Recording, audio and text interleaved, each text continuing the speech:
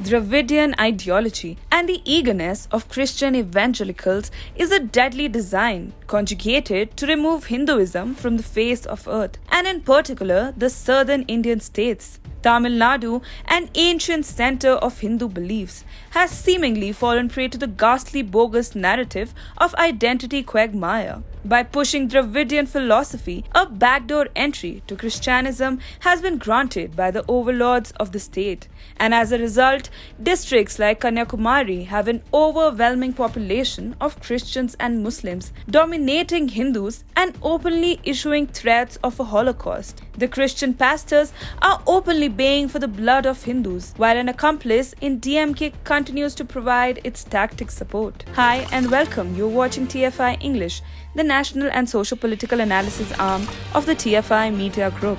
I'm your host Diksha, and in this video, I will explain to you how the rise of Christianity in Tamil Nadu has led to a demographic change in the state. So, let's begin.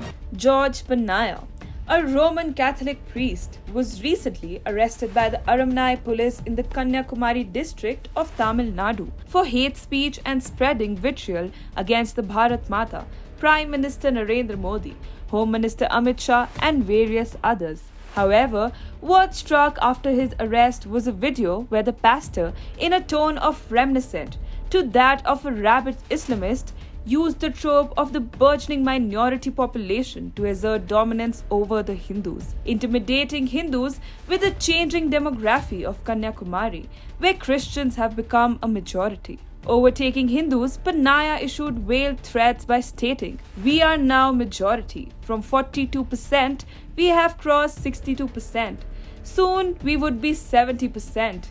You cannot stop us. I am saying this as a warning to my Hindu brothers." It is indeed worrisome that while other faiths, and most pertinently Christians, have continued to grow in numbers, the Hindus, still in majority, have somehow shrunk in size in the southern portion of the state, viz. Kanyakumari. A study released by the Center for Policy Studies, a Chennai think tank, in 2016 revealed that Tamil Nadu was the most favorable state in India for the growth of Christianity.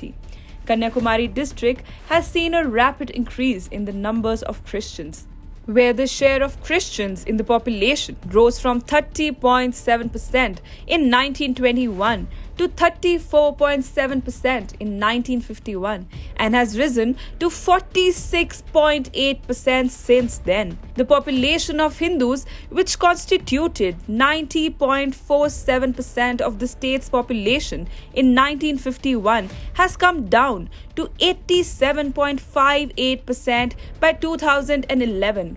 And these figures are from almost a decade ago. With the rampant polarization and dissemination of the lethal Dravidian ideology and the unholy nexus of Dravidian parties and evangelical societies, it won't be a surprise that the numbers might have swelled up by ungodly numbers until now. Apart from Kanyakumari, Christians in Tamil Nadu are concentrated in several pockets spread across the state. These include a pocket around Chennai city in the north, another comprising parts of Thanjavur, Tiruchirappalli, and Dindigul in the middle. Charting towards the west, parts of Coimbatore and Nilgiris have a sizable Christian populace, while in the southeast Shivaganga, Ramanathapuram, Tirunelveli, Tuticorin have distinct Christian-dominated areas according to the CPS report. The Dravidian ideology, in its essence, is a design manifested by the church to systematically destroy Hinduism. The origins of this divine lie in the failure of the Christian church to introduce Christianity in a massive swaths, as it imagined it should have in India, under 250 to 300 years of Christian British rule. It is interesting to note that the other southern states of Andhra, Karnataka, and Kerala do not identify themselves as Dravidians as much as the state of Tamil Nadu. In fact, Andhraites and Kannadigas identify themselves as Aryans rather than Dravidians. And Keralites identify themselves as descendants of the Aryan Asura king, Bali Chakravarti, grandson of Prahlad, in whose honor the festival of Onam is celebrated. However, the malicious ideology has found its way with parties like DMK. Reported extensively by TFI, DMK has been infamous for its anti-Hindu and anti-Brahmin bigotry in the garb of Dravidian ideology. This anti-Hindu stance is amply clear from the statements of late DMK President M. Karunanidhi, who said, "Lord Rama is a drunkard." The late DMK patriarch had also remarked that the term Hindu means thief. He stated, "Who is a Hindu? You must ask Periyar EVR.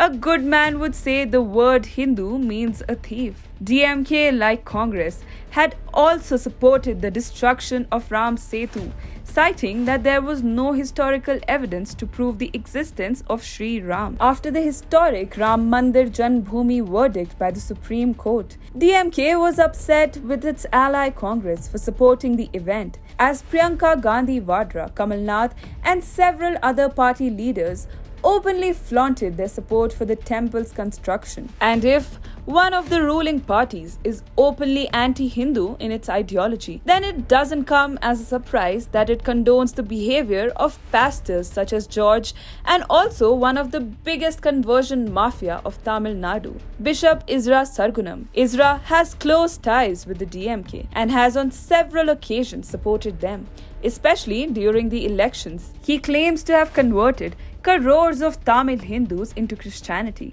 and built thousands of churches, also known as conversion centers, across the state. In 2019, Isra Sargunam, spreading vitriol against Hinduism, had remarked, "Punch on their face, let them bleed, then make them understand the truth."